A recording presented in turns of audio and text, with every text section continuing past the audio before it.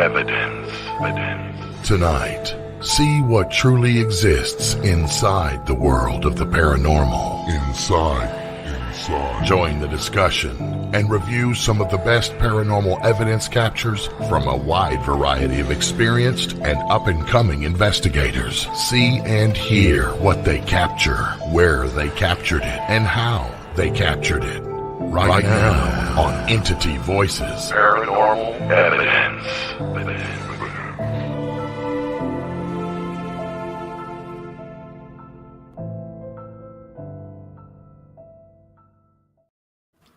Hello, everybody, and welcome to Entity Voices Paranormal Evidence. I am Chris Allgood. I am Audra Keeler. I am Tony Rathman.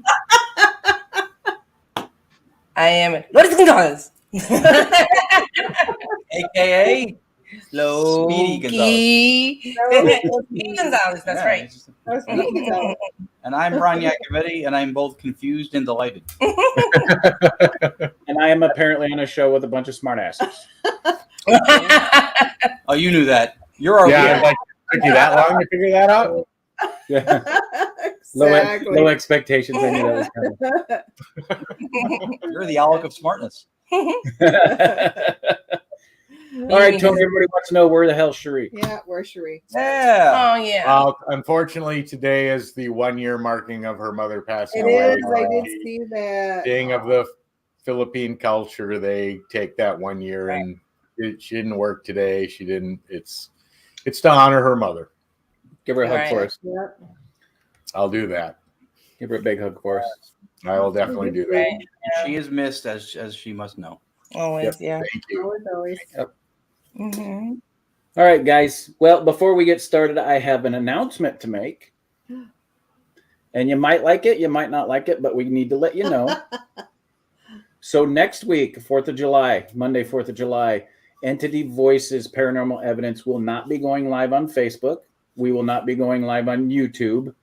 The Unexplained Network will be playing a rerun of Entity Voices on their audio in our spot at 9 p.m. Eastern and 6 p.m. Pacific. But the reason we won't be here is because we will all be celebrating our nation's independence. Absolutely. So I just wanted to touch base real quick without getting too political. In the State of the Union that we are living in right now, I think it's a great idea for all of us to take that day, celebrate our country's independence, and remember what our forefathers signed that document for and what it actually means. There's a lot of stuff going on in the world today, and it is more important than ever that you take the time to remember what the 4th of July actually stands for. It's not just about barbecues and beer and fireworks and everybody getting together and having a good time. It's about remembering what they sacrificed to give us this great country that we live in.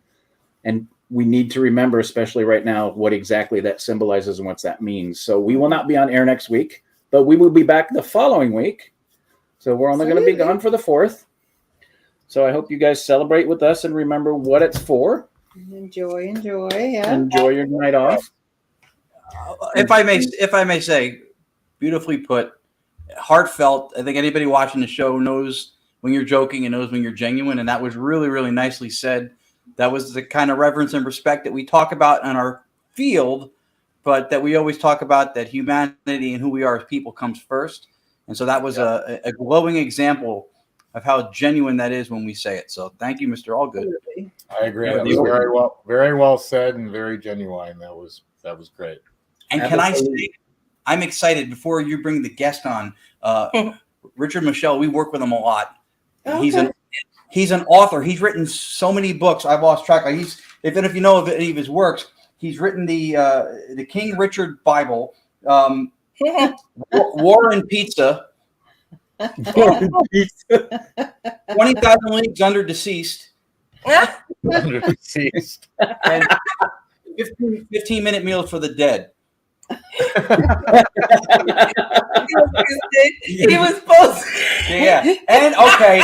And he wrote My New Jersey Paranormal Project, and he wrote Spirit Voices, and he's got 2 more books one out now. The next one's coming out soon. He's a very talented author. He's a fantastic example of what a great human being is. Learn that, if nothing else, tonight from the show. Right. But I wanted to bust the nugget because we love him. And I have pictures of all of his books, including the one that's coming that we'll share later with his shameless plugs. Absolutely.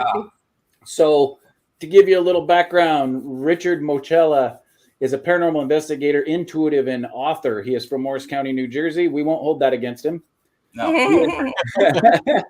He is the owner and team lead for the New Jersey Paranormal Project, which is an organization that he himself founded in 2007. Let's bring him in. Everybody say hello to Richard. Hey, everybody. Hello from New Jersey. Yeah. How you I'm a doing? little disappointed How you with doing? those books. Need the shameless plugs. Absolutely. Absolutely. Thank you for having me on. Thank you for coming on. Yeah. Yeah. Excited. Yeah. I gotta tell you, guys, Here. we could not ask for a better guest. I sent Richard the introduction email of what we needed and when we needed it by, and the next day I had all of it. Woohoo. So I literally had the last week off because Richard was so awesome and sent all of his stuff in so I could create the broadcast. You're more than welcome, Chris. You know, That was phenomenal. you got to be punctual. All right, Richard. So, we ask everybody, what got you started in the paranormal? What was the paranormal hook that got you sucked in? Well, pretty much my family. I grew up in an Italian family, and you know, I would gravitate towards the grown-up table when the kids would all be at their table, and I would start hearing these stories. And it was all really my father's side of the family, the Italian side. So they would be talking about seances, and that stuff really intrigued me. It really piqued my curiosity. So I started to hear these stories about things that happened with him and his grandmother. And I grew up at an awesome time. I'm 40 now, so I grew up in the 80s watching In Search Of and Sightings, all these shows. And I would watch them with my mom and dad. And we would actually have a family night, sit down, watch these paranormal shows, and kind of talk about it afterwards. So that really left a huge impact on me. And something I always wanted to be the guy on TV who was investigating the haunted house or trying to have, a back and forth conversation with spirit. And all these years later, you keep following your passion and it manifests. So here I am working with you great people and that guy here, Ron. I know, it's so confusing. Everything's all the same on the show. It's this. There you go. So yeah, it's just following my passion and just keep educating and just never stop learning. That's awesome. Right. That's Very cool. Agreed. the greatest Yeah. way to approach what we do.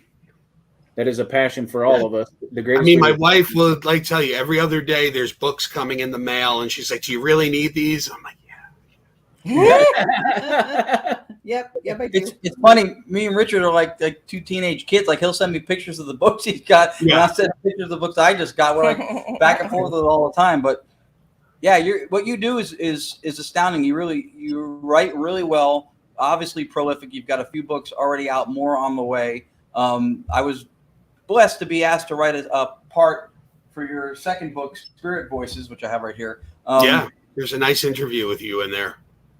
And we've been out in the field with you before too, and here that's the next one that's coming out. Yeah, That's coming out. It's coming out. And I urge you. So many times, everybody on the show has been kind enough to endorse me and my book. I'm going to turn that favor and pass it forward because your writing is really good. Your books are really interesting.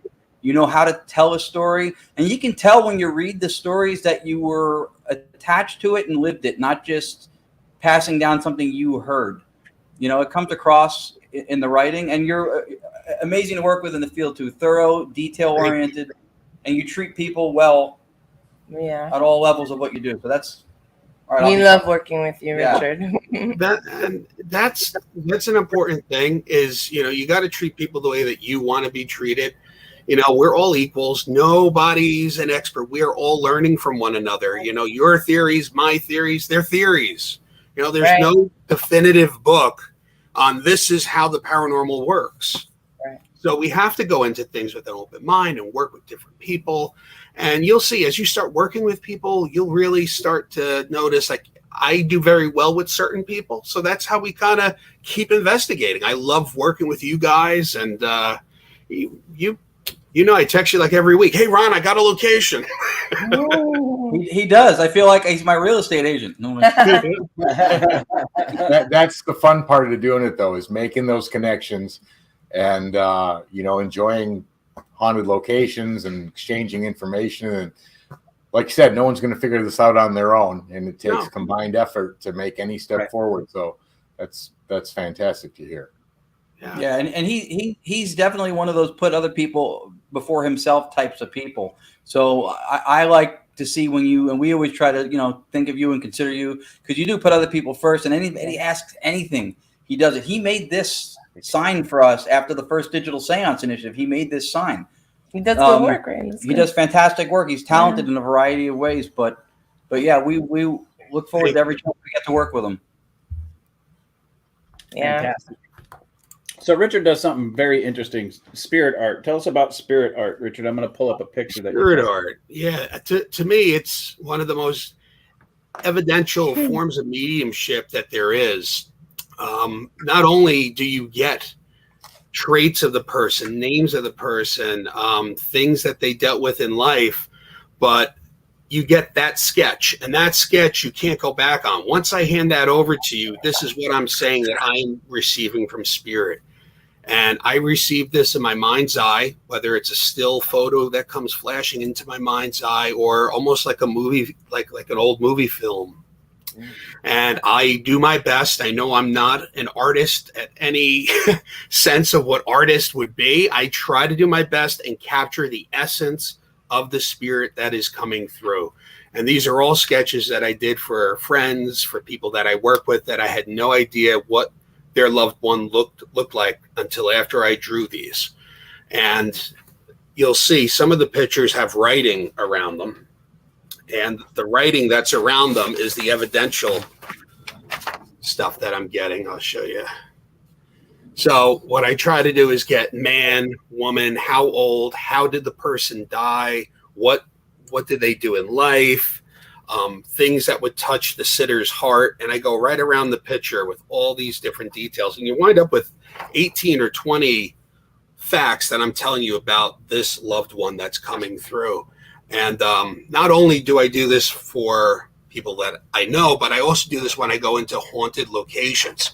And this is a location for a historical place that I went.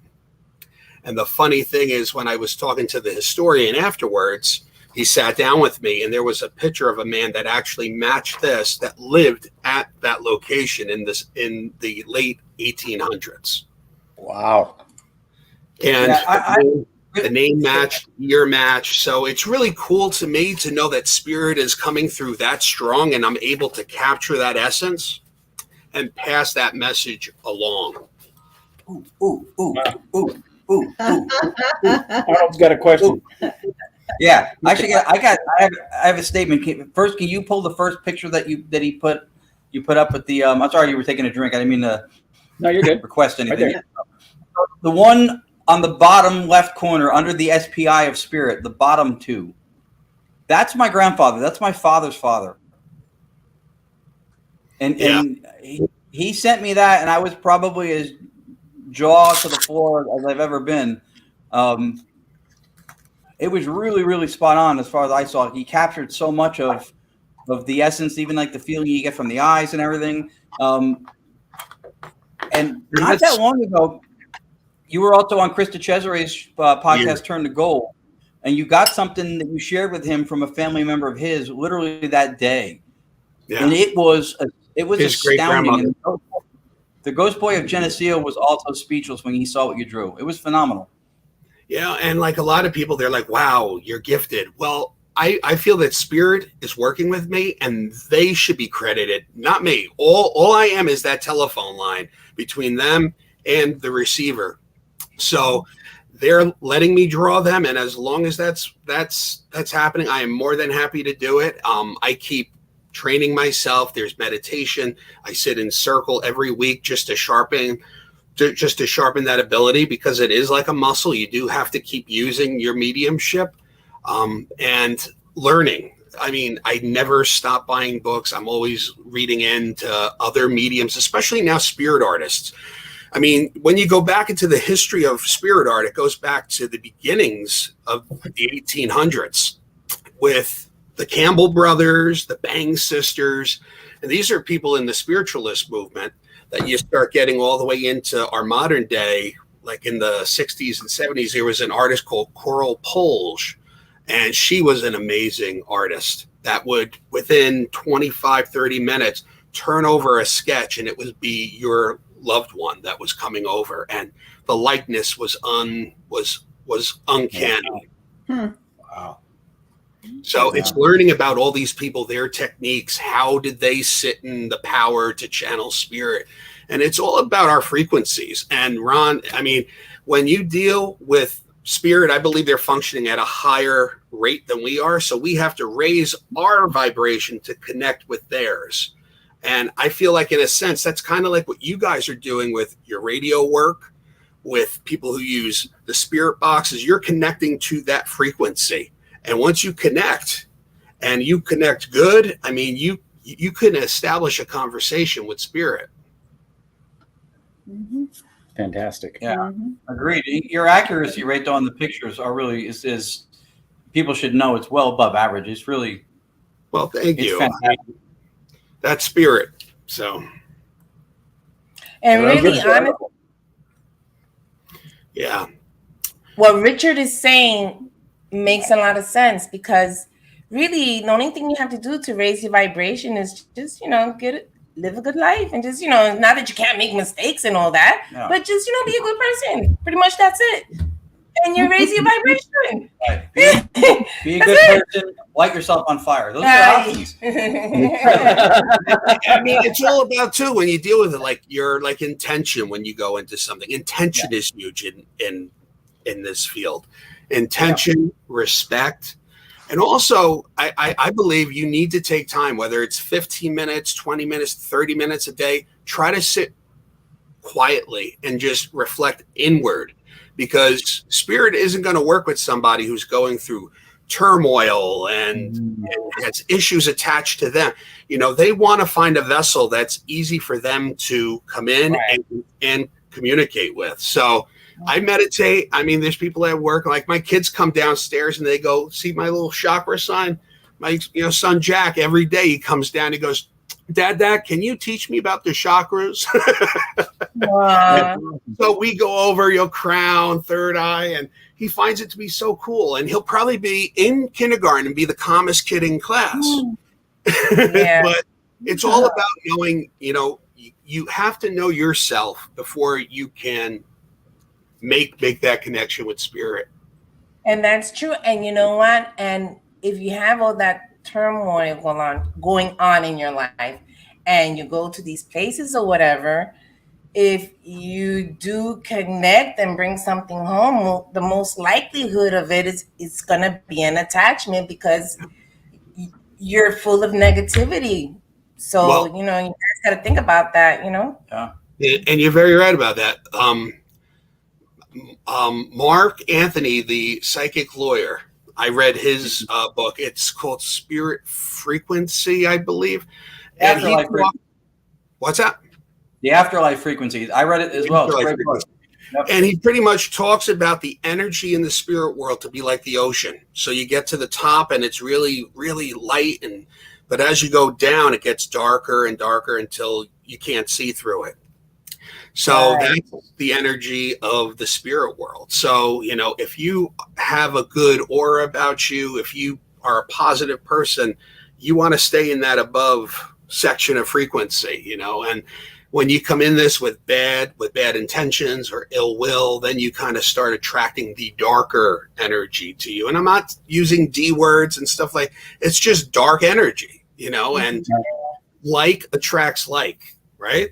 Analysis. Yeah, that's a good way to describe it. Yeah, it sure is. Mm-hmm. Excellent. So Rich, let's dig into some of your evidence, and we're going to start with the photos first.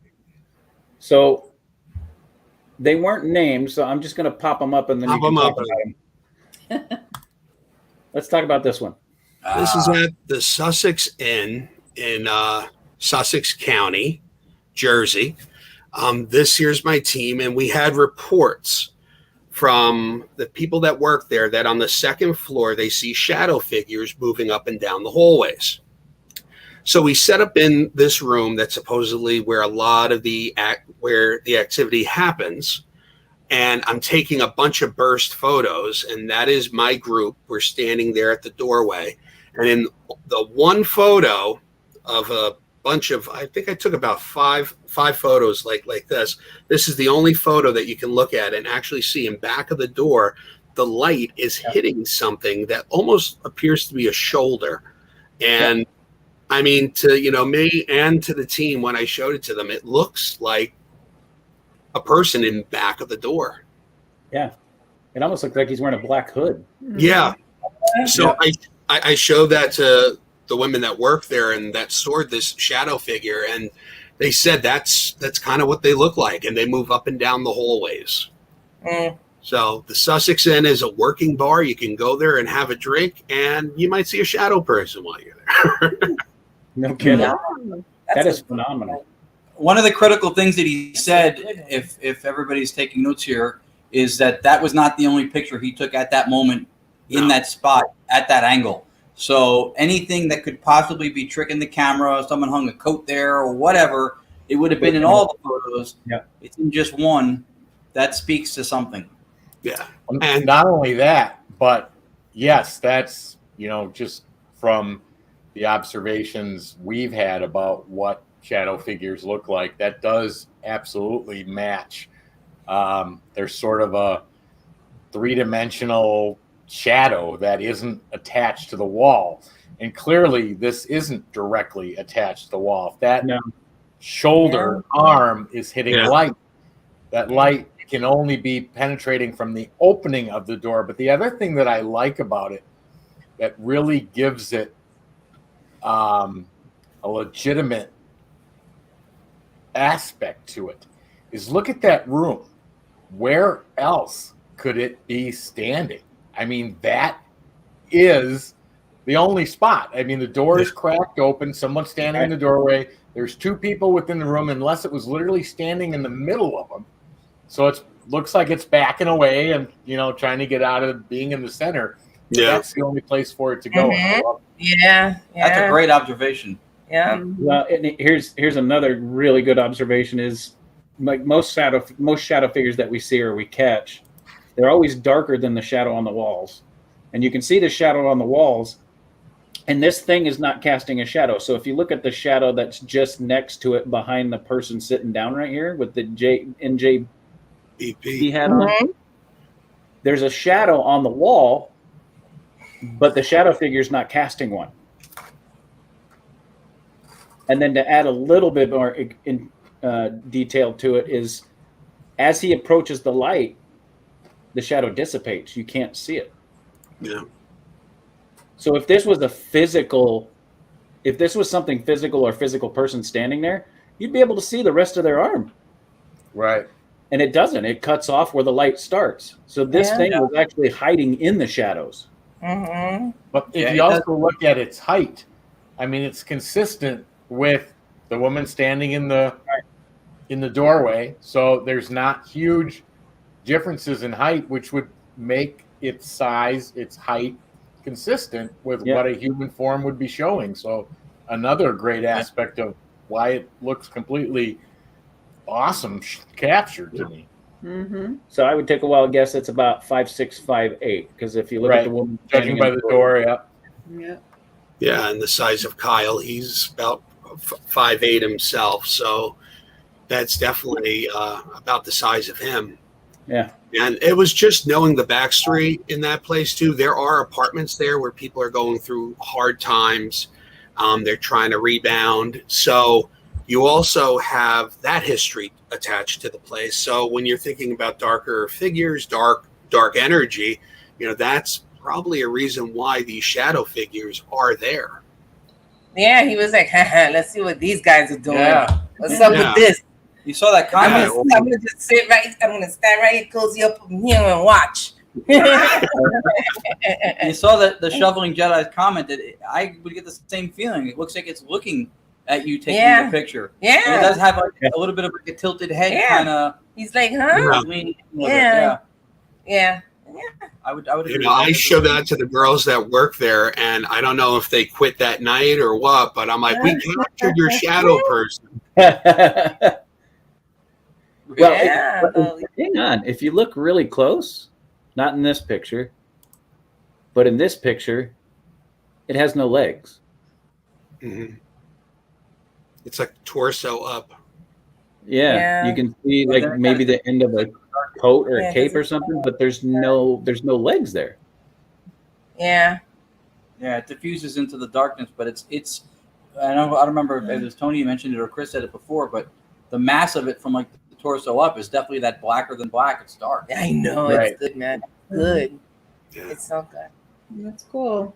No. Well, and one last fact, and then we'll move to the next picture, is with as much light that's in this room. So if you look at the woman standing next to him, the light's reflecting off of him, right? Mm-hmm. There's no reflection light coming off this thing at all. What kind of camera did you use, Rich? That's my cell phone. That's an Apple iPhone 11. So. Okay, there you go. And here's what's really intriguing is the purple hue being capped onto it, but everybody else in the room is wearing black and don't have the same effects. So there's another thing that kind of points it out a little bit too. Well, this was kind of bluish. Yeah, bluish, not purple. That's true, but you see how it's like a purple blue, and it's probably because of the light. But that is, that's just that. But the light is just on the shoulder, and there is no color because it's right on top there. That's true. You see, and you see how her head is like white in that little part. You see, it evens on right there. So, but it's only on his shoulder, and then his arm is missing. His hand is missing. Yeah. Well, the most interesting part of that. I'm sorry. Go ahead. The most interesting part of that is that in order for light to bounce off of something, there's got to be some mass to it. Right. Right. Which makes this photo even more interesting because if it actually had mass, somebody would have saw something. Now they're all facing the other way and it's behind the door, but the fact that shoulder does look like light's reflecting off of it, who knows what stage that of manifestation is in, whether it's, you're saying the legs disappeared into the darkness. Well, it might only be half of the formation, but if you look at the picture, Tony, this picture almost validates what you're saying, because if you look, that shoulder, it might not be reflection of light. That might be where it's starting to form. Because if you look at this picture, it almost looks like that shoulder is a mist. Yeah. Well, I mean, that's possible too. Yeah. And we had no idea that was happening until after the photos were taken, and I was going through my phone, and I was like, "Oh my God!" I mean, you could see like it just pop up in one picture and it's gone in the next. That's awesome. Great catch. Quick welcome first. Steve Holte just joined. Quick welcome for Steve Holte. So two of the things you get when you come to New Jersey. New Jersey, you get Steve Holte and you get shadow figures in Sussex. Moving on. Yes. All right, Rich, let's talk about this one. The Ringwood Manor. This is one of my most favorite locations to visit. This is a pond that is on the property called Sally's Pond, and I was reading the history of it. And this is a photo from 2007. So this was taken with a Canon camera from back in 2007. I was walking by the pond, and supposedly the pond has this history where Sally, one of the daughters of the man who owned the mansion, is said that her ghost floats above the pond. So I walked there with my camera one summer. I drove up there, and I'm walking around the pond, and I said, "I'm going to take your picture. If you could show me yourself, I'm going to take a bunch of photos." So I took a bunch of photos. I come home, I put them up on the computer. And again, you take a burst of photos. This is the one photo that if you look at it, it to me looks like a woman's shape floating above the pond. And it has this blue hue that's around the frame of the woman. So I showed this to one of the park rangers there, and they were even taken aback a little by it. And I thought it was a cool piece of evidence that, brings the history of the paranormal at that location, of them reporting seeing a figure floating above the pond and actually capturing something that looks just like that. Can you blow that up? Or you can't. I can't. Because it looks like it's like some sort of a barrel, and it's looking inside. Yeah, because there's wine on top and bottom, and then let's say just thinking of times. I mean, I don't know, but the river and washing clothes or something. It just looks like it's like a little. Yeah, her hair. It definitely looked like the hair was up, like a 1770s look to it. Well, I don't necessarily think that the white on top of the blue is the top of if it's a barrel. No, I know. Yeah, but I think it's an arm or something that's extended out. Yeah, but and to help what you're seeing. So, Richard, if I'm not mistaken, you shot through some tree limbs. Yes. So the green that you're seeing below the figure is not land; it's just the tree limbs from the tree in front of Richard. Yeah. That was actually a lake, so she is actually floating above the water. Behind these limbs is actual water. So yeah. I don't know. What was the place? It's like this. what's it called again, Richard? Ringwood Manor.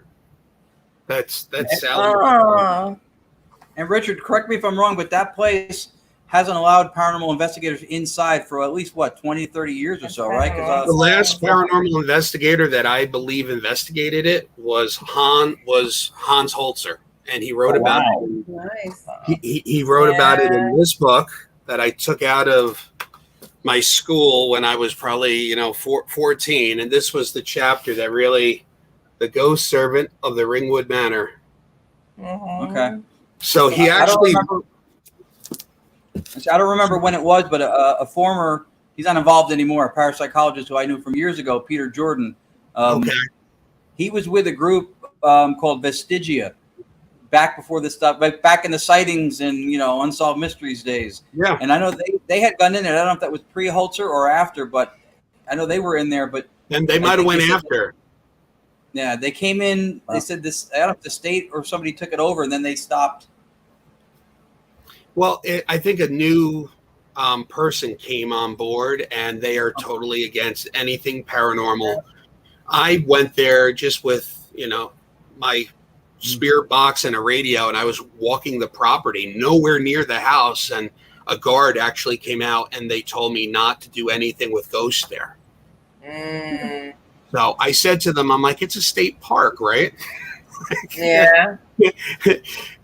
So, my taxes are going to you fixing your roof. So I'm just going to walk on this grass knoll over here. And I'm not going to do anything with the ghosts, but what if they come talk to me? Yeah, it's a big banquet and wedding kind of place. Yeah, that's a big banquets and wedding kind of place. So I know that some places don't want the association of that, with someone's going to have their wedding there. Oh, by the way, there's ghosts here too. They don't want it. Well, it was an interesting story that Holzer wrote, because there was when Holzer went there with his medium picked up on a servant called Miss Nell, and Miss Nell, there was like a love affair and murder and a beating. So if you want to, the book is no longer in print. You can find it on eBay. I recommend it. But I think that's probably one of the reasons why they don't want more of that history to come out, because it's definitely going to change their tours, Yeah. So. Oh my God, I love it so much. Yeah. God forbid they should find another way to make some money. Yeah. Yeah, I think I would love to investigate. they're afraid that place. one revenue stream might damage the other. I think, Right. Yeah. They don't want to cannibalize the And other if they're revenue. doing well with the, with the And weddings it's everything truly a else. shame, because if you think of all these historical places that are trying to make ends meet and add, new content to them, or rebuild or refurbish, the paranormal, when you open something up to credible people that can come in, they pay a fee to investigate. That money all goes towards your historical society. It's a win-win. It's a win-win. And Right. when you look at these societies, I get so heated about this because when you look at these societies, they're full of people of older age, right? Where is the interest going to be in this location in the next 15, 20 years when these older people pass on? Yeah. And the way to it is bringing kids in with the paranormal, and you get them interested in history and how paranormal and history combines. And Right. you get kids reading, you get kids wanting to take part. So Yep. it's That's a really a great win-win point. for them. You know, you hit the nail on the head, and I'll give you a perfect example. Audra and I drove up to the Montgomery County Historical Society this weekend to give them some more money from an investigation that happened at the Montgomery House that we run here in North Carolina. And the guy thanked us because they were down to $50 in the bank account. So these historical societies, the grant money's not always that much that they get. no. No, they just get donations a lot of times. Well, and that's if they get the grant money. Yeah. They're waiting Right. for grants to come Right. through. And right. So you get a smaller location like ours that's, you know, rural North Carolina. They don't get the kind of grants that the big city stuff with the bigger history gets and stuff like that. They don't get it. So they're literally living from week to week trying to make it happen. So Yeah, you got to go with the 3M: money, Moschella, and what's the other M? I don't know. Money and Moschella. Bring them in. I double it. lost my train of thought, but There the you point go. is, They know how to do that. Richard's got some great stuff. Let's go to the next one. yes, please. This one's cool. Ooh. Okay, yeah, that is the Whippany Burying Yard. It's the oldest burying yard in Morris County. Dates back to the early 1700s. Wow. And again, I'm taking a burst of photos in the cemetery, and all of a sudden, in one of the photos, I see this mist starting to form up by the tree line. So I take another shot, I blow it up, and there's pareidolia. I totally know that, you know, your mind wants to see faces and things, but if you look at the next shot of that, you'll start seeing, I turn it, and you can actually start seeing a nose and eyes. And I turn it again, and you could actually see like a face looking through this. You can see a nose, you can see its eyes, and it's just Look from at the that. mouth up. Yep. And it's Wait, creepy. there's another. Yep. I will tell you from Yep. we've done some experimentation Look at with visual ITC using video feedback loop. You know, people who've done it with smoke That's and good. water and stuff. That's Right. That's good. very reminiscent of what a lot of visual ITC stuff starts to manifest or come through as. That's So that really mist, good. even if the mist was not of paranormal origin, something was using it. Right. You know, and it was at the older section too of the cemetery, which, you know, there's nobody there. There were people that told me the following day, you should go back and make sure there's no spider webs or anything like that. So just to prove myself, you know, that I wanted to make sure that there was no webs, I drove back because it's close by to my house. So I drove back, I looked, there's no spider webs. There's nothing up in that tree. And, you know, by looking at it, it manifested, and you see the product of that, That's crazy. That's good. Yeah. you know. It has dimension. Yeah, That is that's a freaking good, awesome. good word. Say that again. It has dimension. It has No. dimension. See depth Wonderful. to it. Yeah, that's what I mean. Yeah. She's right. So the Whippany Burying Yard.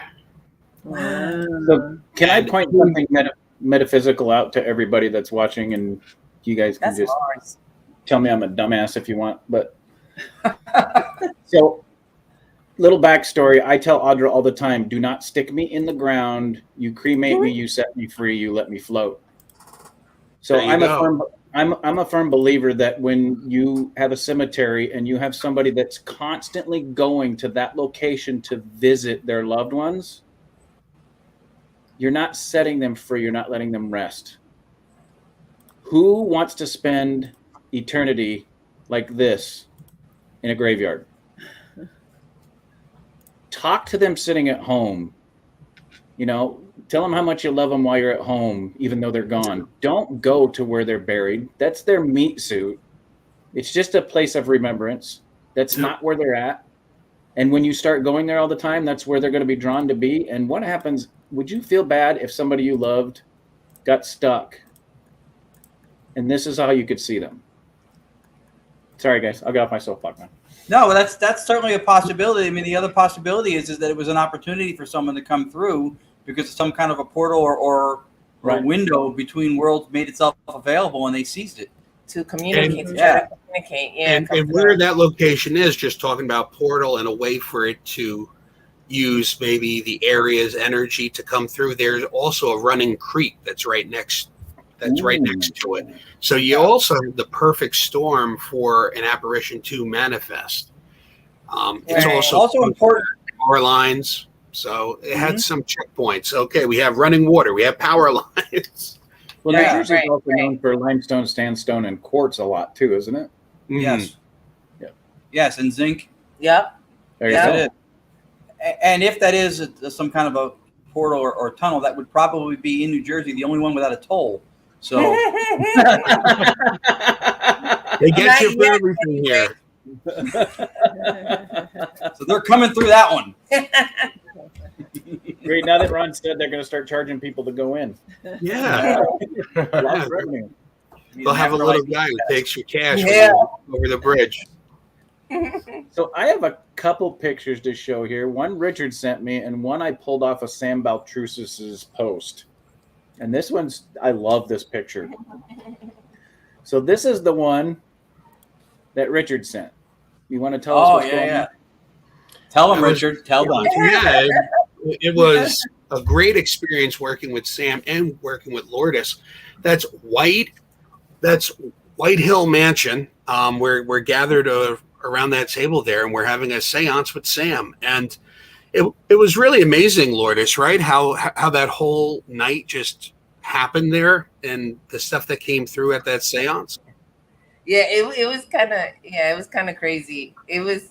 I can't even talk about it. Yeah, no, it was kind of nuts. You were moved. She was moved by it, and we were also concurrently running the digital seance. We were doing direct radio voice concurrently with a lot of that.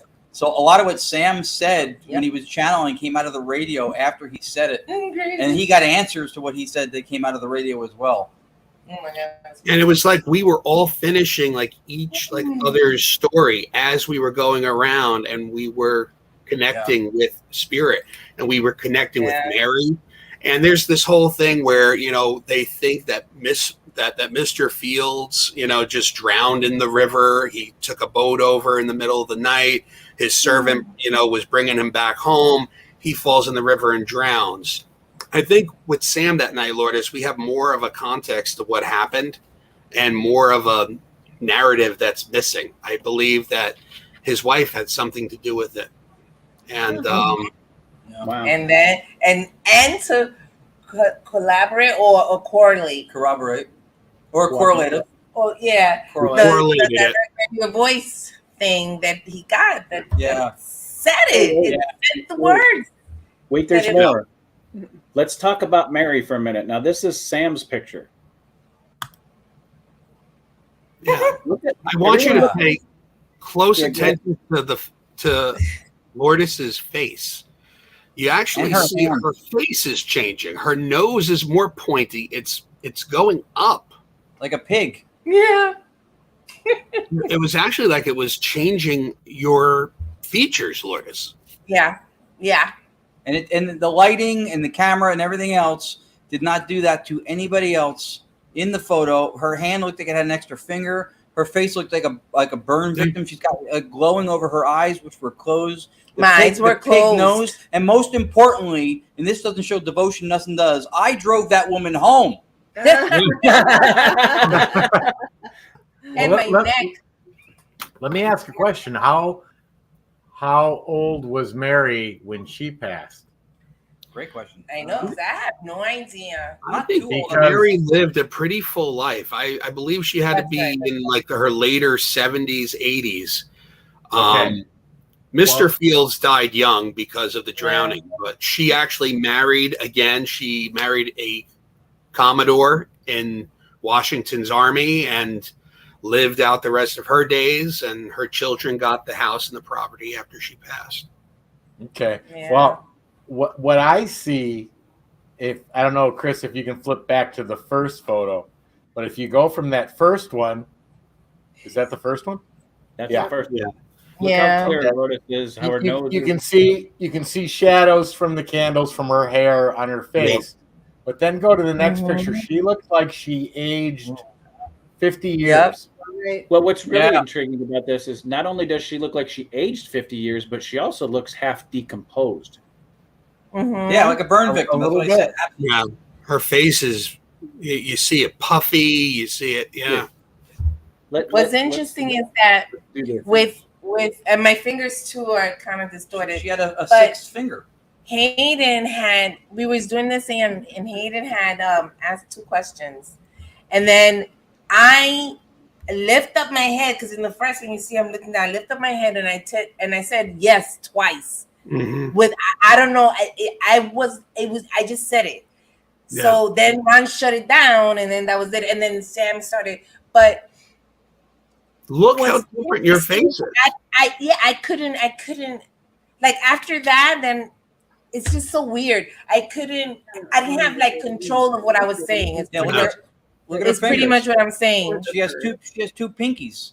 Yes, that's what Audra and I were just pointing out. It looks like there's a second arm laying on top of Lourdes's. There is. There's 1, 2, 3, 4, 5, 6. Isn't And that a crazy? That is Yeah. crazy. You That's can even crazy. see, like, by her arm itself, it looks like there's another arm in that place. It's Yeah. later.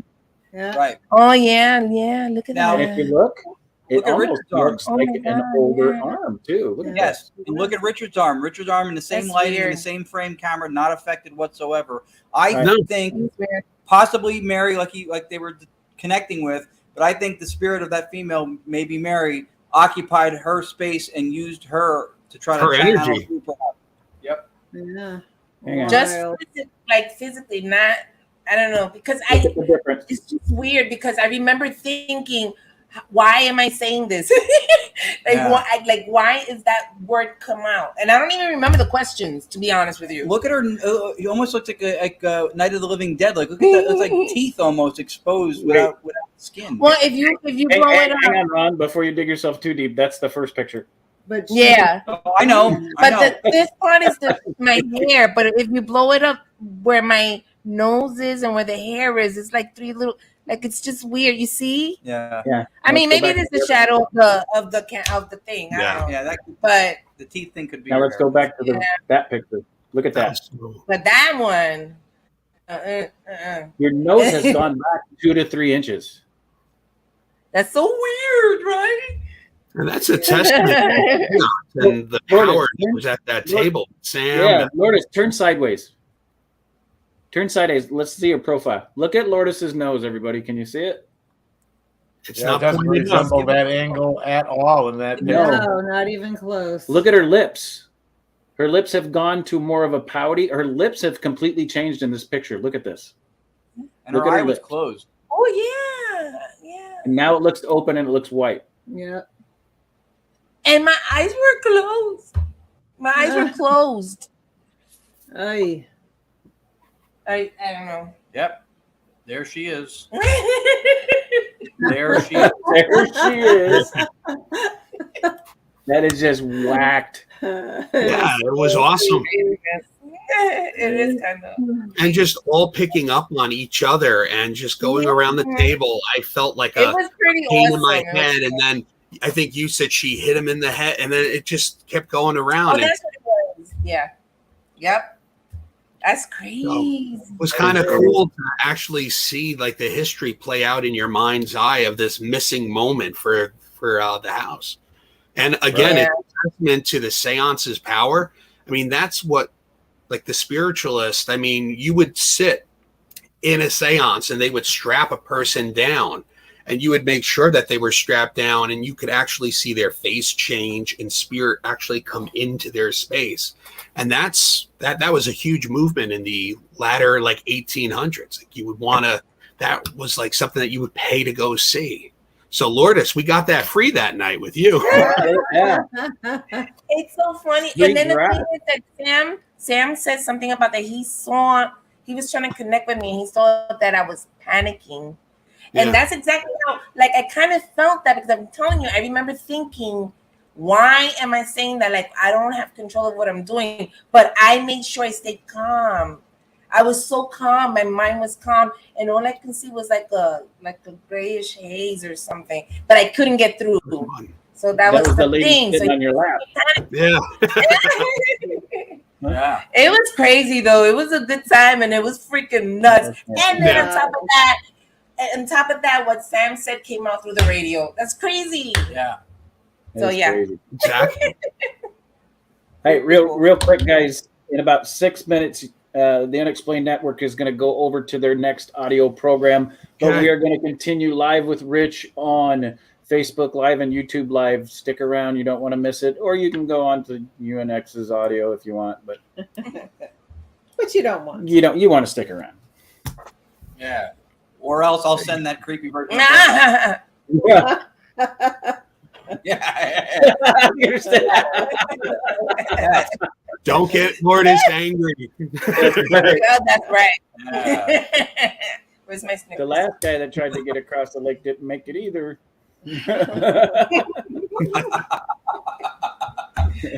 was funny. All right, Richard. Richard. Sorry, guys. Anything. Yeah. All right, now we got some video audio. Let's go to Ringwood Manor. You want to tell us about that one? Ringwood Manor. Again, this is, I believe we were around the front, like, entranceway to the manor itself. And we had a Phasma box, which, we got voices that are coming through. And I wanted to ask a poignant question for the history of the Ringwood Manor that had to deal with the paranormal. One of my first books, like I showed you earlier, was that book by Hans Holzer, who visited the manor and had that session with his medium and connected with the servant called Miss Nell. So as I'm running Phasma Box, I ask, does anybody remember Hans Holzer? And in I believe in this clip, you actually hear a voice go, Holzer?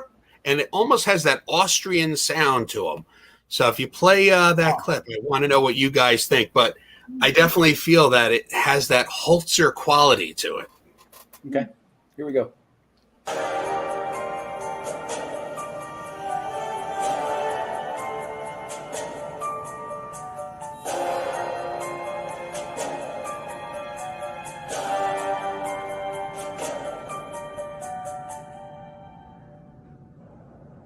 Many years ago, Hans Holzer made contact with you. Do you remember Hans Holzer?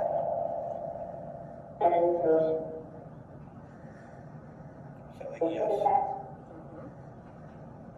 I do, yes. I do too.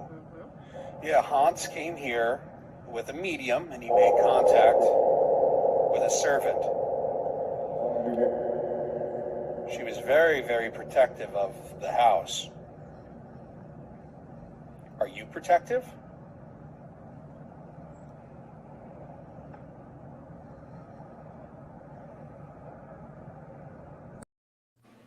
Oh. Wow. That's good. Yeah, I heard it.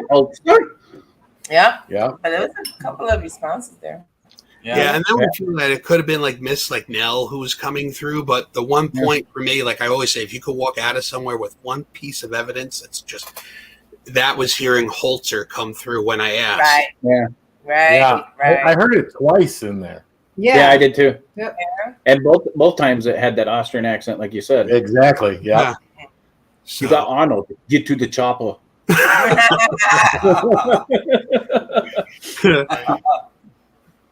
That was awesome. yeah, I Yeah, it feel was. that there's so much history there, and as a fan of the paranormal, and a student, just being able to walk in his footsteps and walk to this place that he investigated, and to have that piece of evidence come, through is just mind-boggling. Right. I know it's Yeah. so true. Yeah, it's true. That is true. Right? That's awesome, cool. Richard. Yeah. Next one we got is Church. What did I just do? Yeah, so we're at this old church here in the town that I live in, and the caretaker who comes in at night says that there's this little girl who has been seen in the pews. So I took a Fisher Price puppy dog that just sings the colors, and I put it in one of the aisles for a trigger object. So I figure, let's press its paw. It'll say the colors and see if we could get a response from spirit. So this is the clip right here. It's sitting in the pew. I press the colors. It sings the colors, and listen to the response that we get back from a very young voice. This is with Basma. All right, here we go. To do something, can you tell me what I'm doing?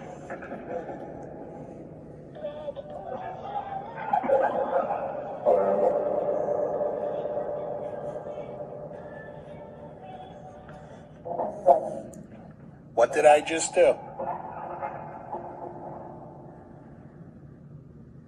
I did something.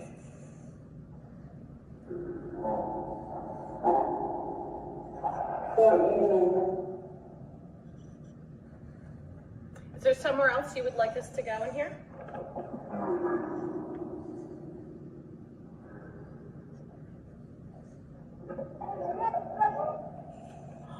It's in red and purple.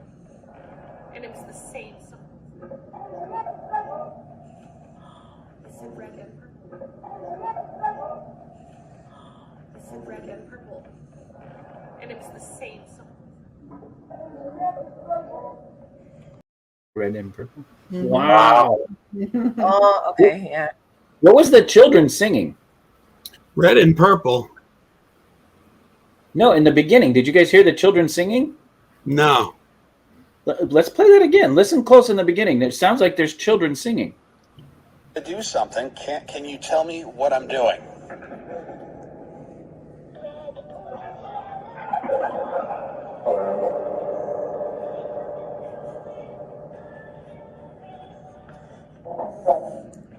What did I just do?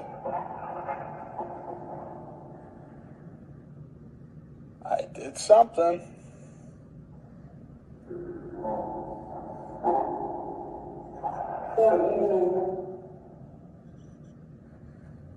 Is there somewhere else you would like us to go in here?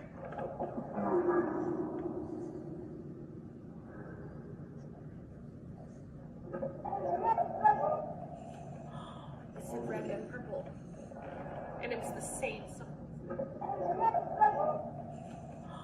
It's in red and purple. It's in red and purple. And it was the same song. It's cute. Never mind, it was the bear. It was Yeah. the dog. Yeah. Okay. Yeah, But the red and purple was awesome. yeah. You're getting that intelligence, when you're posing that question and it's answering you back with the colors that just were said. I mean, that's pretty cool, Yes, it is. Yes, it is. And I found out the backstory that church stored bodies from the Spanish flu back in the early 1800s. Oh. So, maybe she was attached to that, or just a place that she loved to be. I mean, that's Right. but Well, there was a higher She's- concentration. There was a higher concentration of children that were affected by the Spanish flu too than there was adults. So that would Yeah. make a whole lot of sense. Yeah. Wow, It's a good point. that was cool. That was great. All right, so the last piece we have is SB7 pencil. that's me. I'm sitting at my desk. My wife always says, "Don't turn on the equipment in the house." So, Ron, you're just a bad influence. So I come downstairs, and I'm like, you know what? I got my speaker rigged up, and I start running it in reverse mode, AM. I'm scanning the channels, and at one point, I hold up a pencil, and I go, "What am I holding?" And you hear a voice, just clear as day, say, "Pencil." And I heard that. I'm like, okay, we can go to bed. Don't tell my wife. Yeah, because I know if she hears the pencil thing, she's not coming to the basement. The laundry, my laundry will never get done. Is she gonna watch this show? I'm watching you right now. She's probably like, "Oh, you should be coming up soon." Uh-huh.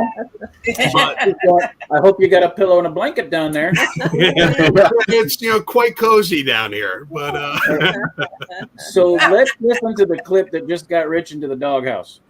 Yeah. yeah, pencil. Give it a listen. Using an SB7 hooked into an external speaker. I'm facing the speaker towards the camera. We're doing a reverse sweep on 350. I got some responses earlier.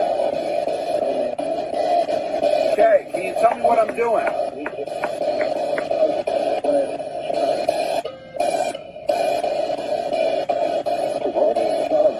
I'm holding something up. Can you tell me what this is?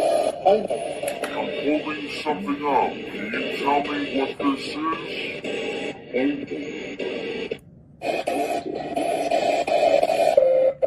Okay, everybody. That was great. Yeah. Cool. It's an SB7. It's nothing fancy. I mean, it's just running, pretty much your basic box. And it was mind blowing that I'm sitting here and I hold up a pencil and I got it like that. Wow. Hey, Rich, what's that pounding on the ceiling that we're hearing? The door closing, it's locking. Yeah, I'm getting locked in here. Yeah. Next time we see him, he's going to be red and purple. Yeah. Black and yellow, black and yellow. That's really cool. That's good stuff. That was good stuff. Cool. Yeah. Awesome. That was some good There evidence. was an influence of that. I mean, like with direct radio, the spirit boxes, the Holte boxes. I mean, it's just something that I'm starting to learn about now, and I'm starting to dabble. And Annabella Cardosa, I'm reading her books, and so thank you. I mean, you guys are teachers yourselves, with your Entity Voices show. When you show them like an item using SB7 or 11, they tend to. Well, I'm gonna say they tend to, but you'll get responses like that, like pencil, eyeglasses, whatever it is. I think it's easier to do that than with the direct radio voice. They're not as willing to comply. They were with the couch cushions and the drink.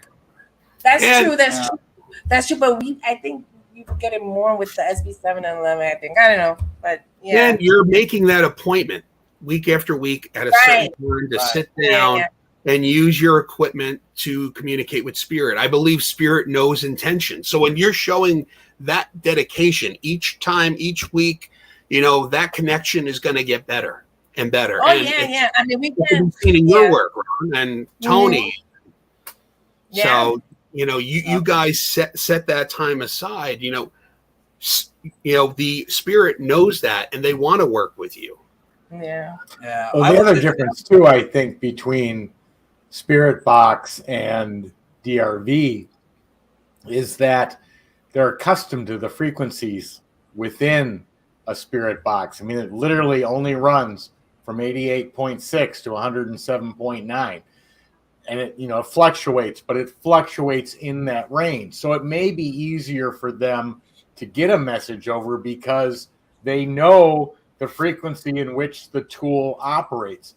DRV, much more expansive as far as long wave, short wave, in the range. I mean, you can be anywhere from 222 on a short wave or 14,400, 14,800, 1,600 on a long wave. So I think it takes more customization on their part to be able to hit the frequency you're using. Once they do, then that communication just flows. But because spirit boxes have been used I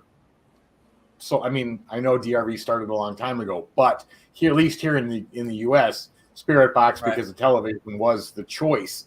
But I just think that might be part of it because they know the frequencies of which a spirit box runs. I think you make a good point. And also because, direct radio voice has been around for a long time, but the way that we are doing it, I know that the software and all that was used, but we're doing it in real time and all that together. I think Tony's making a good point that maybe they're just trying to figure it out, because direct radio voice has been done, but as far as we know in the United States, it hasn't been done the way we do it. And maybe you have a good point. People take audio evidence and they filter it and clean it up on the back end. And whatever they got, and they're just trying to make it more discernible. We're doing it in real time live. Right. Trying to make it. ITC was designed or coined by Dr. Ensinkowski as differentiating between recording and reviewing, like EVP, and having dialogue in the moment. That was why he coined ITC, to transcommunicate, not to record and review. Right. I think a lot of what happens with direct radio voice too, compared to like the ghost box stuff, is supposed to be that there's the randomization of frequencies and vocals and the fragments of sound that they're able to manipulate to come through and put words through. With direct radio voice, with pure white noise, there's a cacophony of frequencies couched into all white noise. Yeah. And what we think they're doing is what's called stochastic resonance, where the source signal or the spirit voice, if there's a frequency close enough or identical to it, it will resonate with it. And then that source voice or spirit voice will embolden itself, but the white noise won't. So you have a stronger source signal, a better signal to noise ratio. Then you filter out the noise, and ta-da, you've got clear vocals without human vocals being part of the equation. Well, white noise is all audio at a constant, and that's why you get that white noise. I mean, it sounds like waves, or it's white noise. But we filter that frequencies out, in and out, to get rid of the noise, zero in on the voices, and they're there. But because that white noise, those levels don't change. They're at a constant, and each frequency within white noise are all at that same constant. That's correct. And I think that's where the stochastic resonance happens. On the source, Absolutely. On the way in, with the radio, you have the co-resonance of the frequency, then we strip the noise away, and we already have the signal to noise ratio emboldenment, and then you have your vocals. So yeah, it's all these methods work. We've all gotten great stuff on all of them, but that's every time we do it, it still fascinates me. Just like Richard's method and his spirit artwork, amazing work. I love it. I mean, those photos, crazy. Like, they really were matched. Those are great. That was a great set of evidence. Just fantastic. Yeah, I just love when you could go into a place and I could walk into somewhere and be like, okay, I got these 3 sketches. This is where names and then stuff just starts to line up and match up. Or I show you a sketch and you're like, that's my great grandfather. That just shows you how strong they are and how much they want to come through and just convey that message to you. Like, they're still around. Their meat suits are long gone, but it's not about that. I mean, you can't think of it that way. And how we look at grief, the stuff that we're learning just blows that all away. And to know that there is a continuity to this, there is a continuity to life. And there's continuity to it. There's intelligence that exists within the consciousness.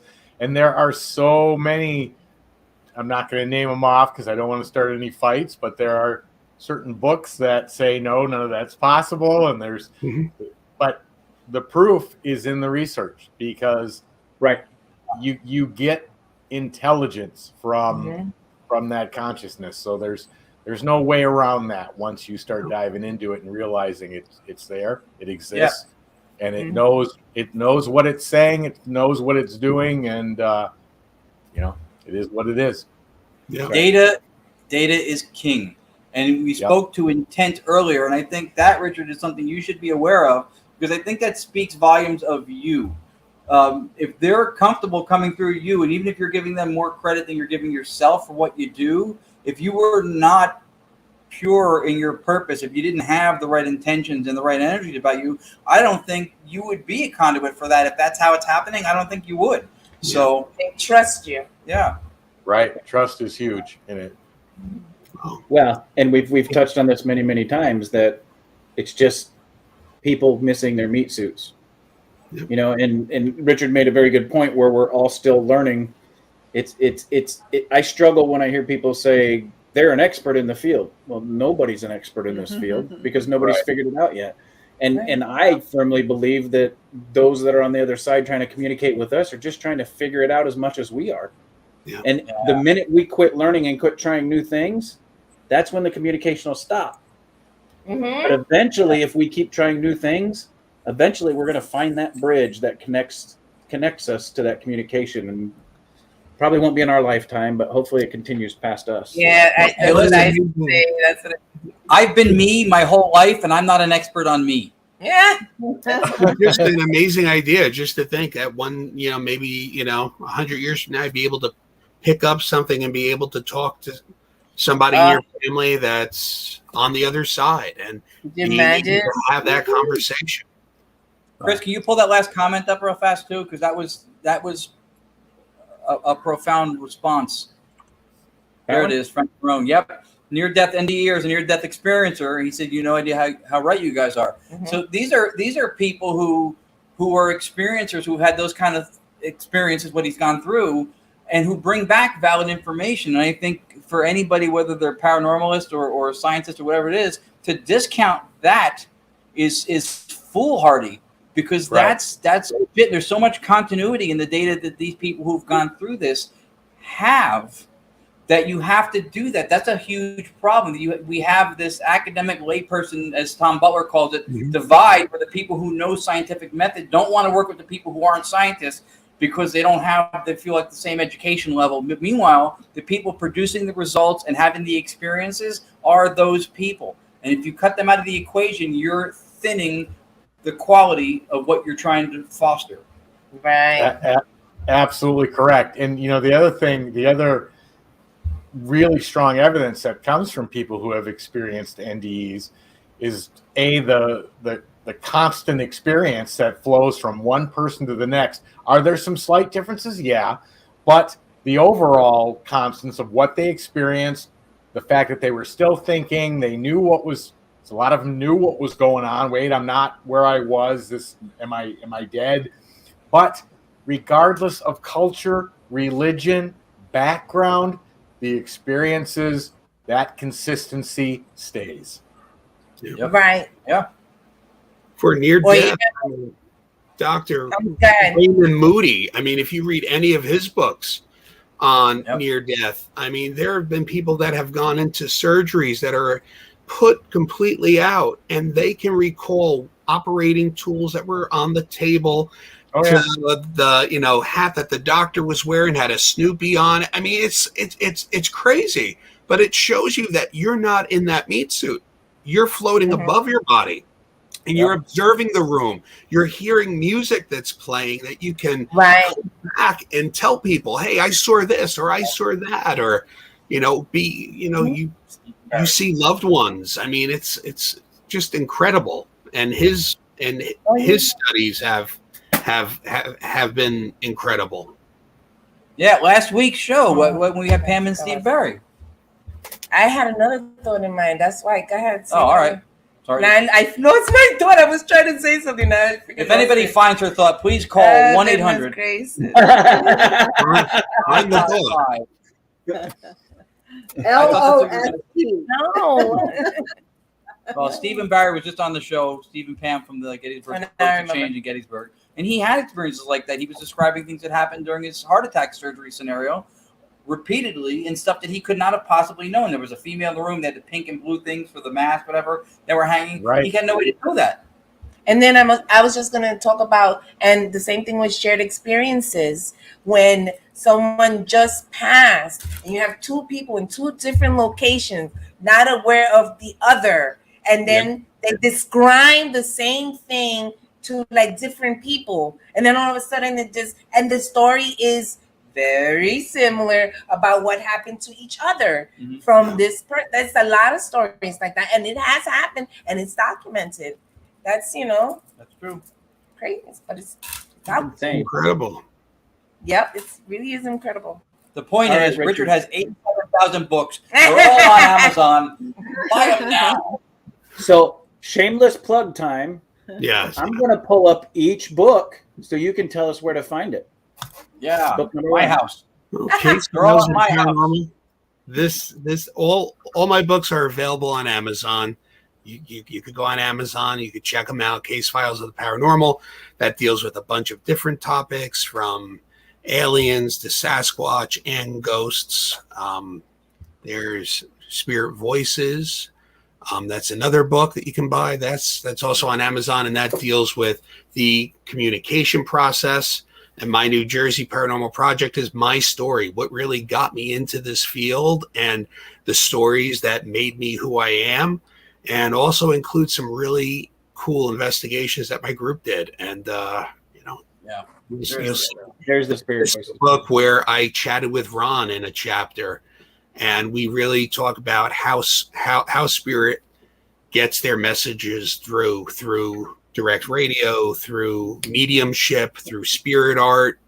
So I want to bring the readers along, make you feel like you're there with me as I'm learning these things and I'm sharing stories with you.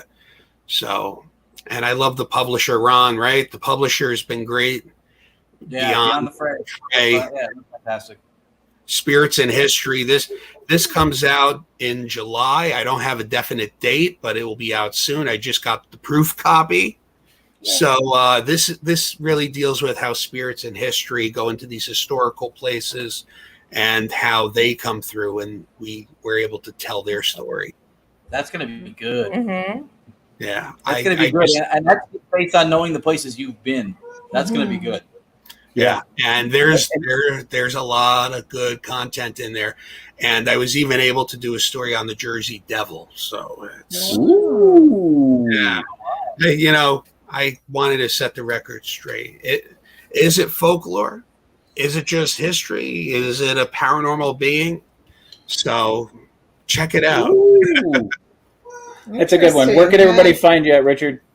You can find me at www.richardmoschella.com, and you can find my books on Amazon, Facebook, TikTok. I do it all. TikTok, Instagram. Look at that. And Richard doesn't work. Yeah. I'm telling you, all day it's drop, video here, drop this there, write a chapter here. Wow, that's crazy. Listen to an audio book on the way home. And we have a book presentation or signing event coming up too together, aren't we? Doing one yeah, in October 27th at the library in Rockaway Township here in Jersey. So it's going to be awesome. If you live in New Jersey, you definitely want to check it out. I'll be dropping all the posters for it on social media very shortly. So come on out, get books signed, and the presentation will be awesome. Nice. Cool. Yeah. That is awesome. Yeah, that's so cool. Well, I want to thank Richard for coming out and spending the evening with us and showing us all these great pieces of evidence that he had. These are fantastic. And your books, I'm sure your sales are going to spike. They better spike if you're watching the show. They better spike. I need some new equipment. I want to reach out to our viewers again. We had Frank Barone. I've never seen him on before. No. Thank you, Frank. Well, thank you for joining us. Stop by. Everett's always here. Scott's always here from Piedmont Paranormal. Anthony, how you doing? Yeah. Mr. Holt. Can I do this? No, right? Probably not. Terry is here. Cemeteries Down Under. Huh. Ooh, we got another Australian with us? Nice. Who else we got? The Shoveling Jedi. It's an interesting one. Okay. Thanks for stopping by. Melissa's always with us. Melissa Blackman's always with us. Mm-hmm. Steve Holte. Steve Holte. Sorry about giving you so much crap last week, Steve. Thanks for stopping in. Now go give Katie some crap because I didn't see her tonight. Right? They took turns. Anthony, forget about it. Bring some cannolis to Gettysburg. Damn it. There you go. You might eat some now. It's his 30th anniversary. Happy anniversary! Congrats! Happy anniversary! I hope you're eating cannolis right now. Little Sambuca. All right, guys. Thanks for stopping by. Don't forget that we will be off next week, but Unexplained Network will have our audio playing. But unfortunately, Facebook and YouTube, we will not be live until the following week. So remember to get out there on 4th of July, celebrate the history of this country and what brought us here and what freedom actually means. And listen really close. on the 4th of July when you're out there and you guys are relaxing and spending time with family and enjoying the fireworks, remembering the history of this country and what our forefathers and all the people alongside of them fought for the freedom of this country, and how much it means to us today and what we're all going through together as a family. We're all going through this together. Remember that. Listen really close 4th of July in between the fireworks, because I'll bet you with the history of this country, you're going to stay haunted. Have a good night, guys. We'll see you next week. Nice. Or we'll see you in 2 weeks. Sorry, we'll see you in 2 weeks. Have a good night. Thank you.